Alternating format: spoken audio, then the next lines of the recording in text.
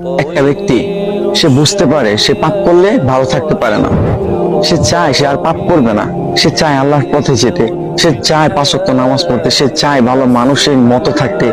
সে একটু শান্তি চায়, সে তার অগোছালো জীবন থেকে বের হতে চায়, সে যে পাপ করে সবকিছু বাদ দিতে চায়। কিন্তু এরপরও মানুষের ধোঁকা, নিজের পরিবেশ, শয়তানের ধোঁকা, নিজের নফসের ধোঁকা, এই সবকিছু মিলে পাপ করে ফেলে। জানেন, এরকম অনেক ব্যক্তি আছে যারা এই অবস্থার মধ্যে আছে যে সে পাপ করতে চায় না, সে পাপের মধ্যে যেতে চায় না, কিন্তু এরপরও নফসের ধোঁকা, শয়তানের ধোঁকা, আজে বাজে মানুষদের সাথে মিশে বিভিন্ন ধোঁকায় পড়া, এই সবকিছুর কারণে সে পাপ করে ফেলে, সে ভুল করে ফেলে। কিন্তু একটা মানুষ সে যখন ভুল করবে, আবার তওবা করবে, আবার ভুল করবে, আবার তওবা করবে, এই মানুষটা যদি এইভাবে চালায় যাইতে থাকে এবং একটা সময় গিয়ে হয়তো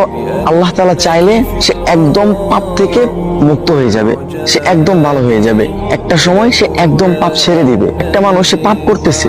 কিন্তু সে যে পাপ করতেছে এটা সে ভাবতেছে না, এটা ভুলটাকে সে ভুল মনে করতেছে না, পাপটাকে সে পাপ মনে করতেছে না, সে একটা খারাপ কাজ করতেছে, সে পাপ করতেছে, তার কাছে মনে হচ্ছে না যে এটা ভুল, এটা খারাপ, এটা পাপ, আল্লাহ তাআলা এটা অপছন্দ করেন, আল্লাহ তাআলা এটা থেকে দূরে থাকতে বলছে। এই মানুষটা যদি পাপ করার সাথে সাথে এইরকম চিন্তা করে আর মাফ না চায়, তাহলে এই মানুষটাই মূলত পাপের কারণে ধ্বংস হয়। এই ধরনের মানুষ, হ্যাঁ, এই ধরনের মানুষের মূলত পাপের কারণে ধ্বংস হয়। কিন্তু যেই মানুষগুলা পাপ করে আবার আল্লাহ তাআলার কাছে মাফ চায়, সে পাপের জন্য তওবা করে, সে আল্লাহ তাআলার দিকে ফিরে যেতে চায়, এই ধরনের মানুষ ইনশাআল্লাহ একটা সময় গিয়ে